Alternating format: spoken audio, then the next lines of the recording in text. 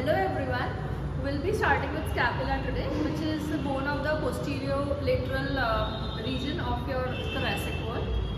So basically, first we'll start with the side determination of scapula. अब देखो scapula के side determination के लिए जो तुम्हें 2-3 points याद रखने हैं, वो सबसे important होता है तुम्हारा glenoid cavity. जो glenoid cavity है वो laterally directed होनी चाहिए because ये तुम्हारी articulate करेगी humerus के साथ. नेक्स्ट जो होता है this will be your superior border. तो सुपीरियर बॉर्डर ऑब्वियसली ऊपर प्लेस करोगे. इन्फीरियर एंगल तुम्हारा इन्फीरियरली होगा. ये जो होगा ये तुम्हारा लेटरल बॉर्डर होगा विद द लेटरल एंगल जिसपे तुम्हारी अगेन ग्लेनॉइड कैविटी प्रेजेंट होगी. एंड ये तुम्हारा मीडियल बॉर्डर होगा. स्कैपुला को तो ये जो होगी this will be the costal surface. जो कॉस्टल सरफेस होगी वो थोड़ी सी कॉनकेव होगी and this will be the dorsal surface. तो ये मैं कह सकती हूँ this is my right side scapula. अब स्कैपुला को पढ़ने के लिए मैं तुम्हें जो एनाटॉमिकल लैंडमार्क्स हैं उन्हें डेमोस्ट्रेट हम इसमें करते हैं. तो देखो वेरी सिंपल. अब स्कैपुला का ये तो हमें पता है कि ये ग्लेनॉइड कैविटी है.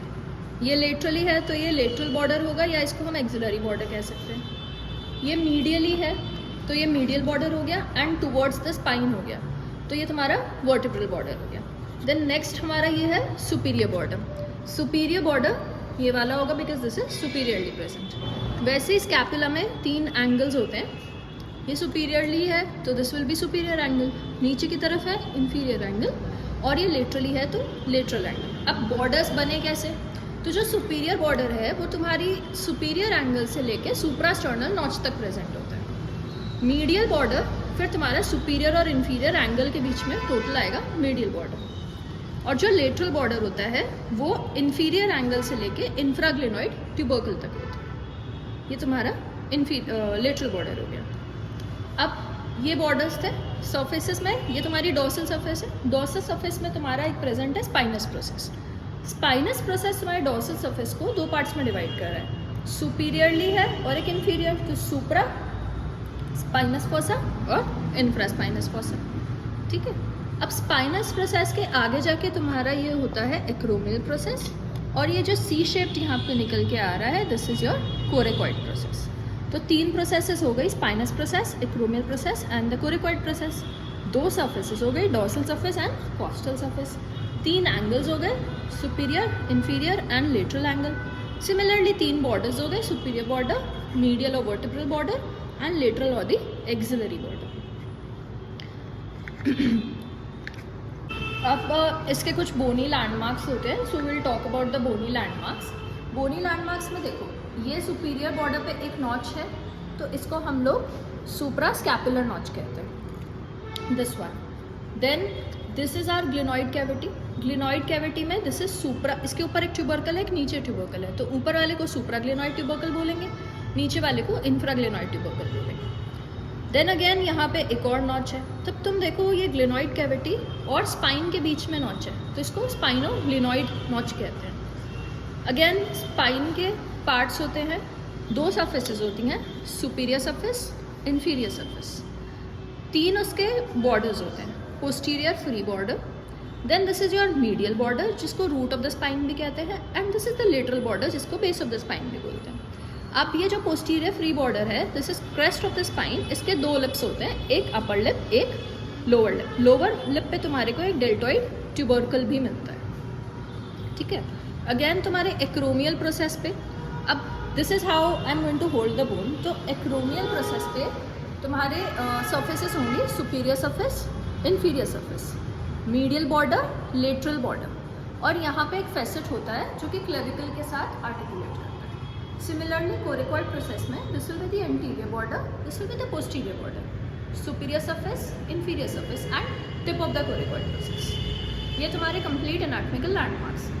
Next on हम जब आते हैं coastal surface पे तो हमें कुछ यहाँ पे oblique ridges मिलती हैं और एक longitudinal हमें ridge मिलती है. Next on we'll go to the attachments of the scapula. Will start with the muscle attachments. Muscle attachments में सबसे पहले हमारा सबस्कैपुलर फॉसा था, तो इसके मीडियल 2/3 से हमारी सबस्कैपुलरिस मसल ओरिजिनेट होती है। नेक्स्ट ये हमारी स्पाइन ऑफ स्कैपुला थी, जिसने डॉर्सल सरफेस को सुप्रास्पाइनेटस एंड इंफ्रास्पाइनस फॉसा में डिवाइड किया था। तो इसका जो सुप्रास्पाइनेटस होगी वो medial 2/3 of the supraspinous fossa से अराइज होगी, including the lower surface of the spine, sorry upper surface of the spine. Then हमारी इंफ्रास्पाइनेटस आएगी। जो इंफ्रास्पाइनेटस होगी वो मीडियल 2/3 से अगेन अराइज होगी और इंक्लूड करेगी inferior surface of the spine को। फिर दो मसल्स हमारी हो गई डेल्टॉइड एंड ट्रेपीजियस। जो डेल्टॉइड होगी वो अराइज करेगी from the lower border of the crest of the spine up to the lateral border of the acromion process, ठीक है। और फिर होगी दूसरी मसल ट्रेपीजियस। तो जो ट्रेपीजियस होगी वो आके इंसर्ट होती है in the upper border of the crest of the spine into the medial border of the acromion process. नीचे हमारी होगी डेल्टॉइड, जाएगी lateral border of the acromion process तक, और ऊपर इंसर्शन होगा ट्रेपीजियस का, जो जाएगी medial border of the acromion process तक। नेक्स्ट जो हमारी आती है सेरेटस एंटीरियर मसल। जो सेरेटस एंटीरियर मसल होती है वो इंसर्ट होती है along the medial border of the costal surface. तो ये हमारा कॉस्टल सरफेस है, इसका ये मीडियल बॉर्डर है। यहाँ पे आके हमारी सेरेटस एंटीरियर मसल इंसर्ट होती है। एक डिजिटेशन इसका आएगा from the superior angle to the root of the spine, and दूसरा बाकी जो डिजिटेशंस होंगे वो मीडियल बॉर्डर से आएंगे, और बाकी 5 डिजिटेशंस जो होंगे वो इनके इंफीरियर एंगल से आएंगे। नेक्स्ट हमारी है long head of the biceps brachii, जो कि सुप्राग्लिनोइड ट्यूबरकल से आएगी। इसी के साथ जो शॉर्ट हेड होगा वो आएगा lateral part of the tip of the acromion process, यहाँ से। तो long head of the biceps यहाँ से आएगी and short head of the biceps यहाँ से। Long head from the supraglenoid tubercle and short head from the tip of the lateral part of the coracoid process. Next होती है हमारी coracobrachialis, जो कि medial part of the tip of the coracoid process से rise करेगी। तो coracoid process के tip पे हमारी दो मसल्स हो गई जो ओरिजिनेट कर रही हैं। एक तो हमारी हो गई short head of the biceps breaker, and दूसरी हो गई हमारी कोरेकोब्रेकियालिस मसल। जो थर्ड मसल आती है कोरेकॉइड प्रोसेस के मीडियल बॉर्डर पे एंड सुपीरियर सरफेस पे, वो है पेक्टोरालिस माइनर। सो यहाँ पे पेक्टोरालिस माइनर का इंसर्शन होता है medial border and superior surface पे। यहाँ पे हमें पता है कि long head of the biceps brachii originate हो रहा था। इंफ्राक्लिनोइड ट्यूबरकल से हमारा आता है long head of the triceps brachii muscle. वापस करना। नेक्स्ट हम दो मसल्स की बात करते हैं, teres major and teres minor. अब टेरेस मेजर और माइनर ने जाके इंसर्ट होना है ह्यूमरस पे, तो ऑब्वियसली वो लेटरल बॉर्डर से आएगी, तो लेटरल बॉर्डर के हमारे डॉर्सल सरफेस पे आती है।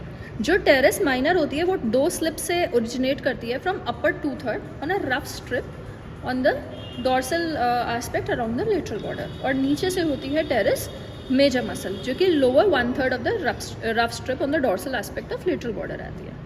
तीसरी होती है लेटिसिमस डॉर्सा, जो कि हमारी इंफीरियर एंगल से ओरिजिनेट होती है। अब medial border on the dorsal aspect पे आए तो यहाँ पे हमारी लिवेटर स्कैपुली मसल होगी, जो कि हमारी along the dorsal aspect again of the medial border superior angle से रूट ऑफ द स्पाइन में। यहाँ पे प्रेजेंट होने का एक significance, you can know that हमें एलिवेशन ऑफ द स्कैपुला करना है, so this muscle will help.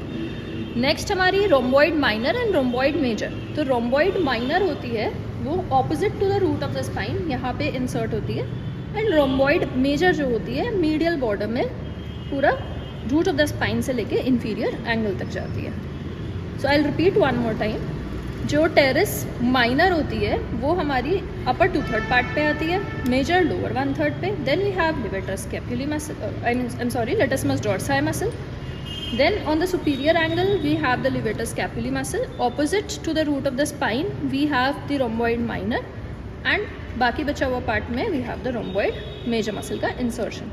Then we have the inferior belly of omohyoid that arises from the upper border near the suprascapular notch over here.